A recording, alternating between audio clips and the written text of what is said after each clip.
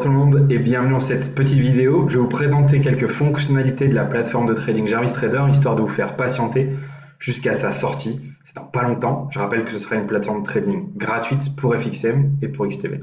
Alors là, je vais vous montrer surtout les fonctionnalités que je trouve le plus cool, notamment la prise de trade.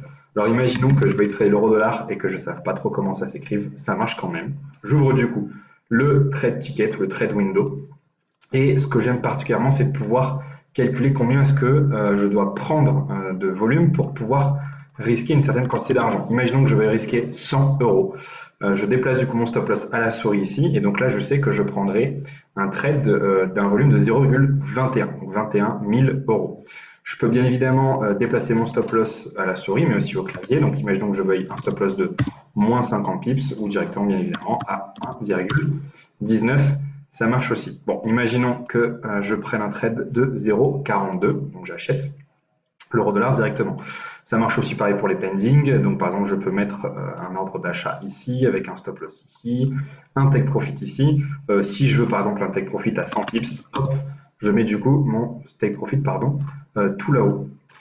Voilà, ça c'était pour du coup la prise de trade, c'est ce que je trouve du coup super cool. Ça marche pareil pour les volumes, je vous le montre directement. Imaginons que je veuille trader avec un lot et que je mette par exemple un stop loss ici, ça me met du coup en temps réel combien est-ce que je vais perdre. Donc là je perdrai 307 euros pour moins 36 pips. Ok. Alors comment ensuite on gère les trades? Donc on va ouvrir un graphique euro-dollar pour que vous voyez les différentes manières de gérer les trades. Donc première manière de gérer le trade, c'est directement sur le graphique. Je peux modifier le stop loss bien évidemment à la souris. Je peux ajouter aussi un take profit. Bien évidemment, je peux faire la même chose directement au clavier. Donc là, je peux changer la valeur du stop loss. Je peux changer la perte également ici pour le stop loss ou directement, pardon, la perte c'est ici et le nombre de pips c'est ici.